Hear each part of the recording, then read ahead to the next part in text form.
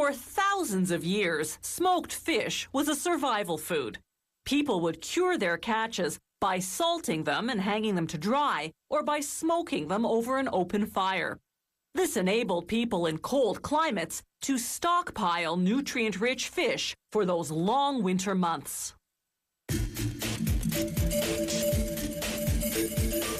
Today we smoke fish primarily to enhance its flavor. This is wild sockeye salmon that was gutted and frozen right on board the fishing trawler to preserve maximum freshness.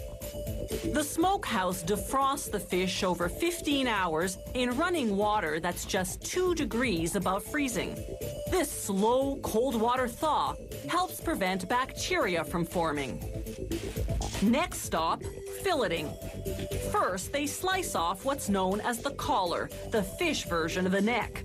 Then they cut each fish in half lengthwise, separating 2 fillets from what's called the control bone, the fish equivalent of a spinal column. The tail is attached to it. They feed the control bones into a machine that strips off any remaining scraps of flesh. The machine grinds these bits into minced salmon, which is used to make salmon pie. They trim the fillets using a razor-sharp knife, slicing off the fins, any excess fat, and any control bone fragments left behind. After this, the fish will be ready for curing, a preservation process that also enhances taste. Workers coat the fillets in a mixture of salt and 26 spices, then let them sit for roughly an hour and a half. This short cure time will limit the salmon's salt content to less than 1%. To stop the curing process, they rinse off the coating with cold water, then glaze the fillets with maple syrup to neutralize any remaining salt residue. Some companies use a less costly mix of boiled water and brown sugar. The fillets go into a huge smoke oven. Workers load its combustion chamber with sawdust. Maple tree sawdust for the first 8 hours of smoking, cherry tree sawdust for the next 8 hours, and apple tree sawdust for the last 8 hours. This particular sequence is a major factor in flavoring the fish. They douse the fire with water to generate smoke. This process is called cold smoking because the oven temperature is 10 degrees Celsius, significantly lower than the industry norm of 25 degrees. Smoking at this lower temperature takes at least 24 hours, 3 times longer than the norm. But the company says it produces a moister product. When the fillets come out of the smoke oven, they're thoroughly cooked, but still have the consistency of raw fish. Workers remove the pin bones, 40 thin bones per fillet, located between the head and fin.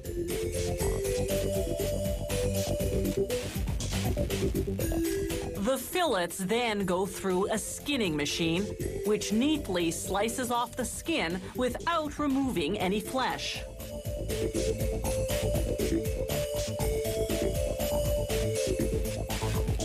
Then it's into a freezer at -3 degrees Celsius.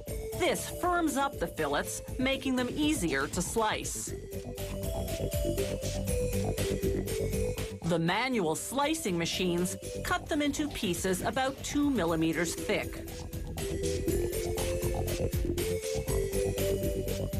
Workers weigh out the amount they're packaging, in this case 70 grams. They place each portion on a tray made of aluminum-coated cardboard. Aluminum blocks the fat from seeping through. To kill off any remaining bacteria, they vacuum pack the wrappers, then deep freeze them for about an hour at -35 degrees Celsius. They store and ship at a milder -18, the temperature of your home freezer, where this preservative-free smoked salmon stays fresh for a full year.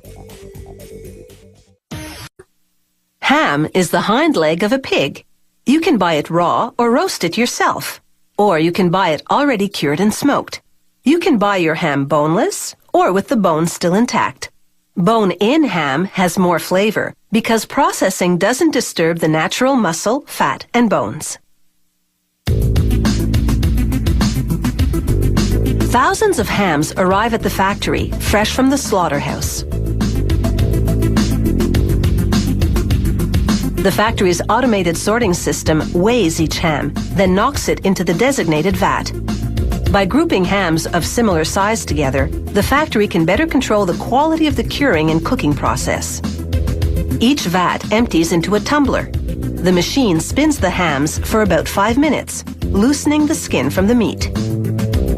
Tumbling makes this next step easier. Using specialized trimming tools, workers cut off the skin. They use an automatic trimming machine to skin the back portion, called the butt. In keeping with traditional style, the machine leaves just a small amount of skin on the thin part of the leg, called the shank. Now the circular wizard knife does its magic. They run it across the butt to remove all but a centimeter of fat. Finally, they chop off the base of the almost meatless shank, called the hock. Other workers prepare the curing solution: water, sugar, salt, and other ingredients that are a company secret. This recipe produces that trademark ham flavor and pink color. Without it, the meat would come out tasting like a pork roast. Pipes feed the solution to an injection machine that's equipped with 138 needles. As the hams pass underneath, the needles inject curing solution. This ensures the cure penetrates thoroughly and evenly. All that piercing also tenderizes the meat.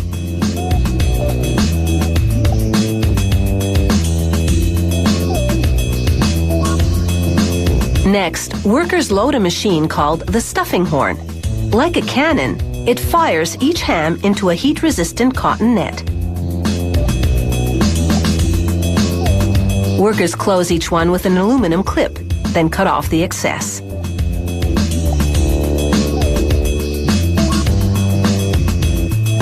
Cooking hams on trays would flatten the underside, so workers hang them by the nets to keep them nice and round.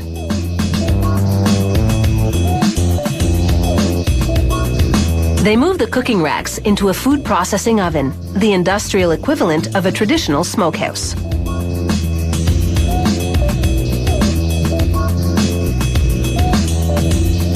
They pour hickory wood chips into the oven's smoker and start her up.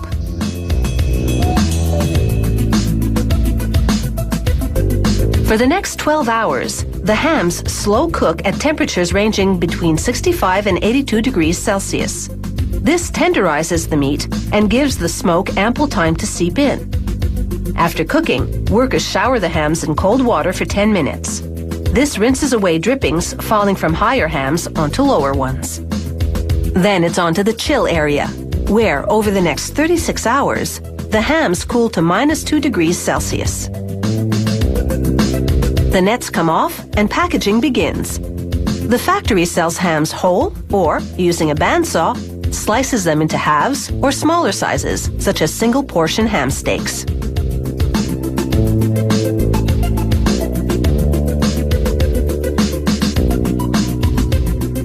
Workers position a soft plastic pad over the bone, then bag the ham in plastic. The pad prevents the bone's sharp edges from ripping the package and destroying the airtight seal.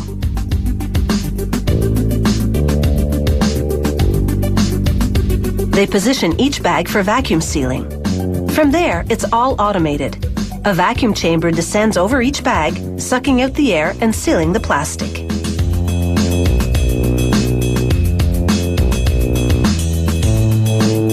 A robotic arm transfers the vacuum-sealed ham to a conveyor belt, leading to a hot water bath.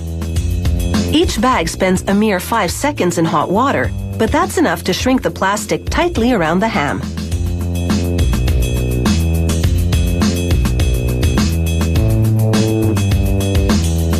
Refrigerated, the ham stays fresh in its airtight package for 3 months.